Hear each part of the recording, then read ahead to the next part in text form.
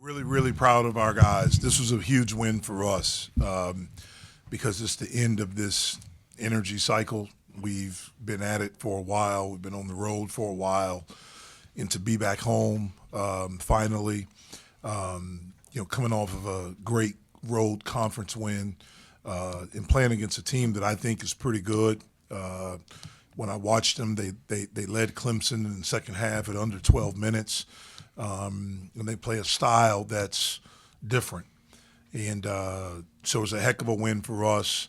I thought the performance of our guys all game was really good. I thought the second half performance of our team was outstanding. Defensively, for the first, I think, 12 minutes, I think they had 10 points. So we did a really good job defensively. The ball had energy offensively. We moved it. We shared it. We got good looks, and guys knocked them down. Obviously, Brandon was outstanding, and we needed all of it. When Jalen picked up his second foul, he came in. I think he scored the first 12 points of the game and got us going. And everyone will talk about it, which they should, 30 points and 6 threes and all of those things.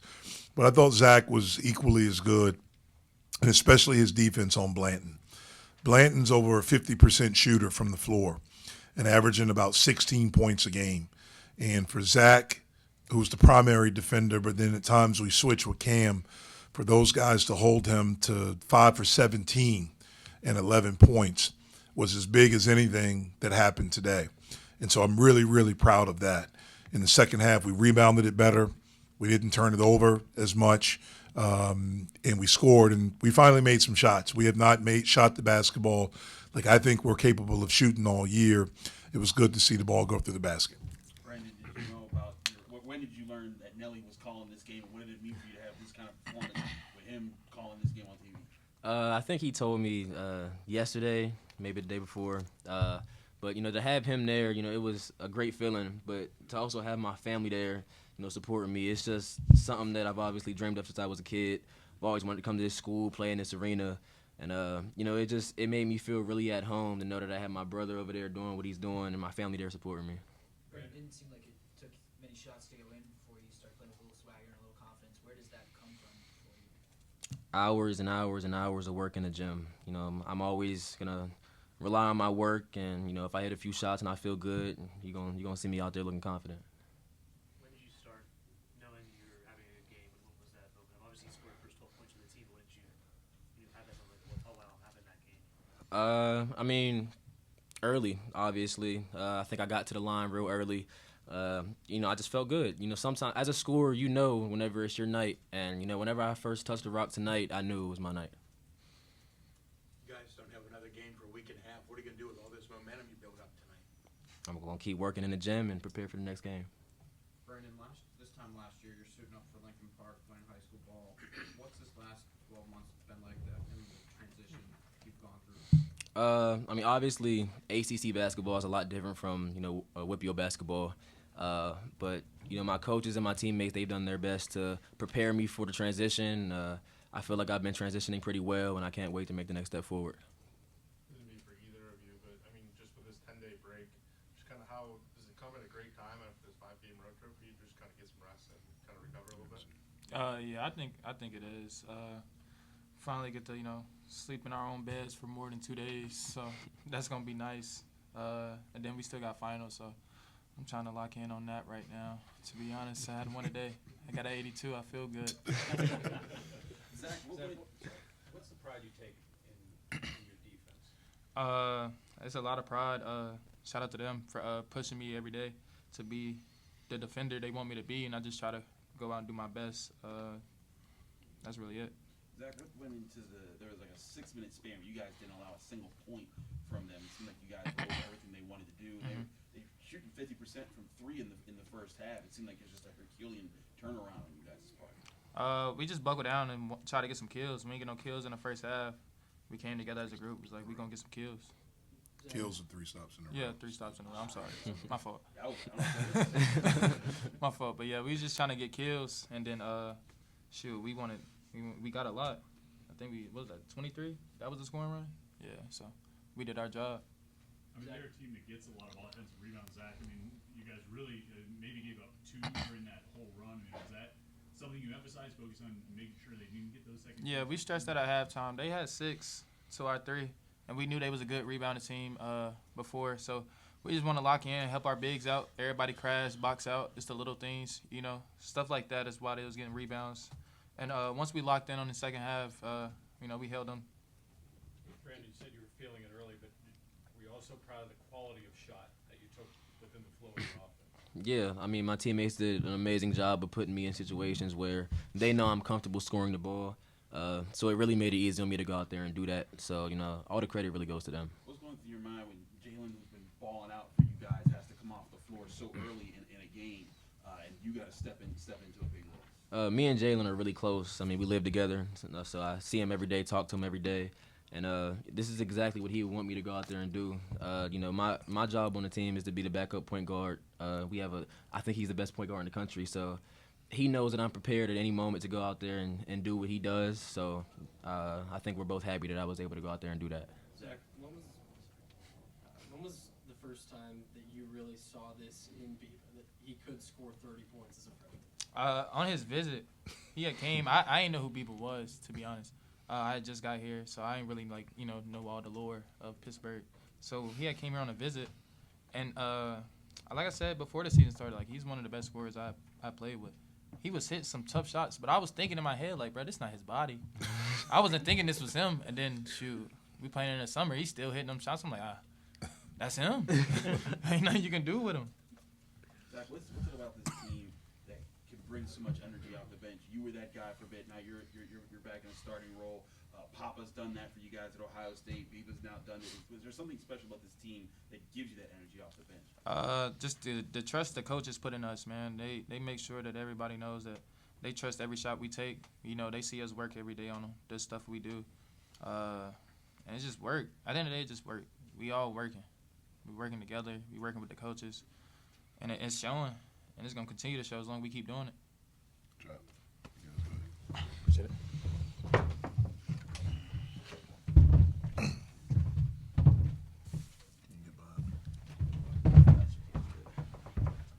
Jeff, did you feel like there were a few things that you guys needed to correct defensively in the first half, or was it just, hey, Eastern Kentucky was just in their flow and that was tough to stop? Defensive rebounding. They had 14 points on offensive rebounds. Some of their threes came on offensive rebounds.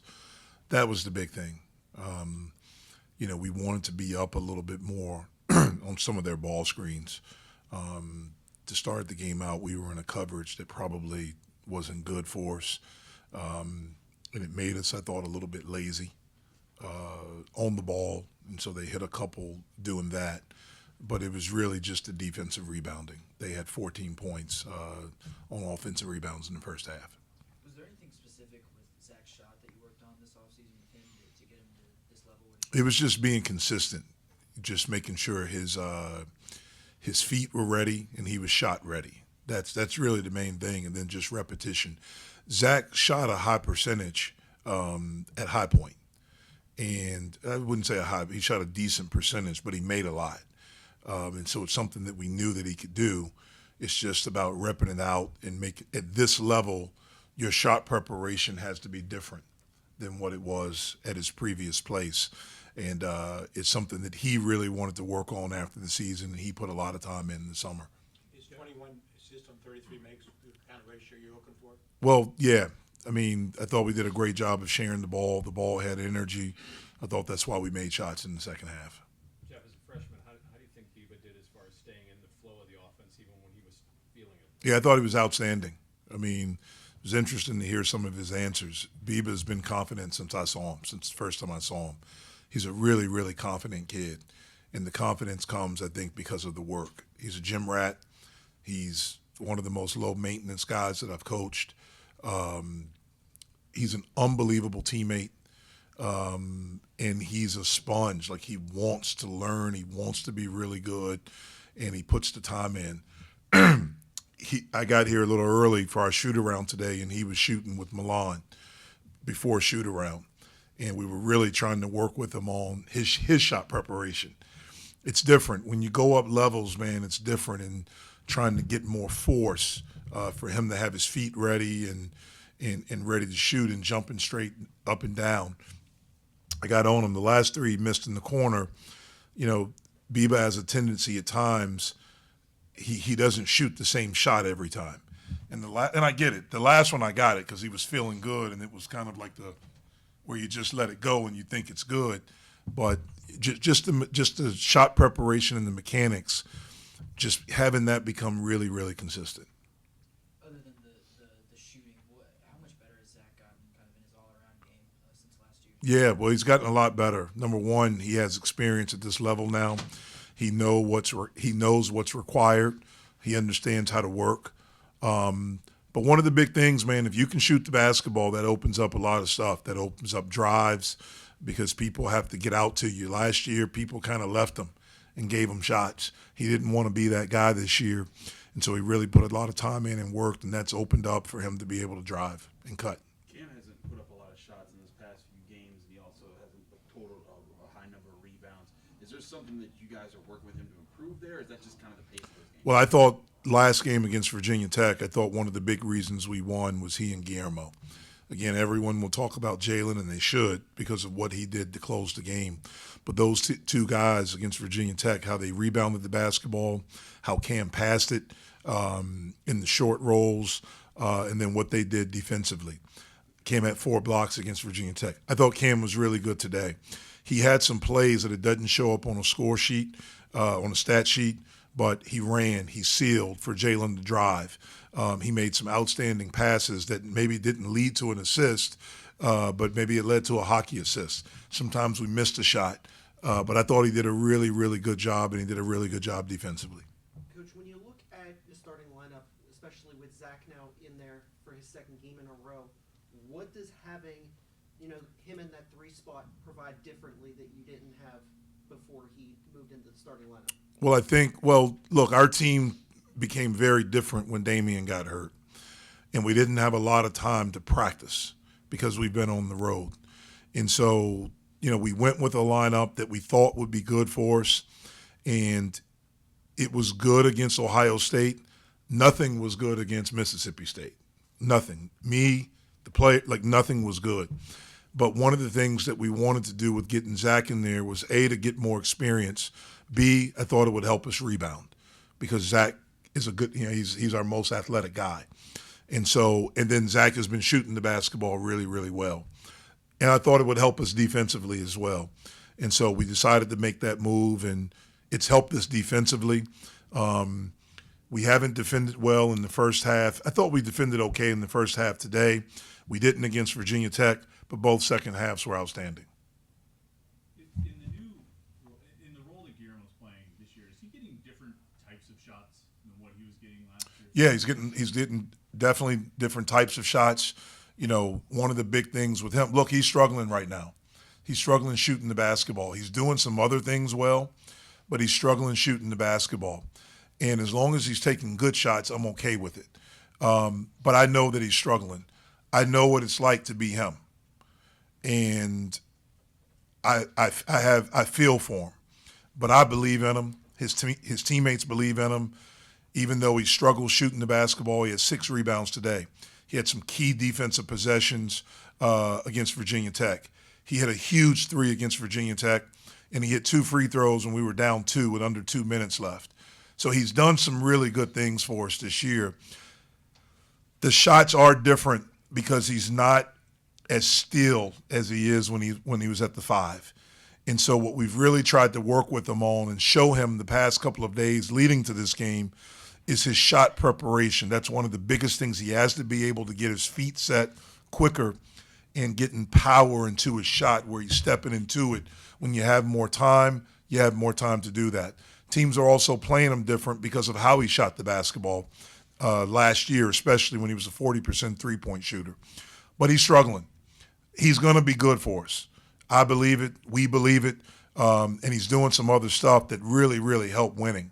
But certainly he didn't play his best tonight. How have you seen him, fight through trying to stop the shooting performance from bleeding into everything else that he does? Yeah, well, one of the biggest things at times as a player is that you have to get outside of your own head. And you have to block the noise. Guillermo and Jorge, but we're talking about Guillermo right now, Guillermo has been as important as any guy in this program the last 3 years. You know, our program changed when he got here. He was a part of a group, but he was a big part of it. He and his brother's energy and what they bring to our program every day. There's no one on our team that's beloved more than Guillermo. The thing that I appreciate is that I know that he's struggling, but I see him show up every day with an unbelievable attitude. I see him work before practice. I see him work after practice. And it's just a matter of time before the floodgates are open and he starts shooting the basketball like we know that he's capable of shooting. But one of the biggest things for him right now, I've talked to him about this. I'll talk to him more because I know this from experience. It happened to me really my senior year. He's got to block the noise out because I'm sure it's a lot of noise. You know, my big thing is that if you're a Pitt fan, then you should cheer for the kid. You shouldn't judge him. You shouldn't be negative. It's easy to pile on someone when they're down. But my thing is that if you're a fan of our program, you're a fan of Pitt basketball, then you're a fan of all of Pitt basketball, not just when someone's doing well. And we need everyone to rally around him because we need him to be at our best. See you.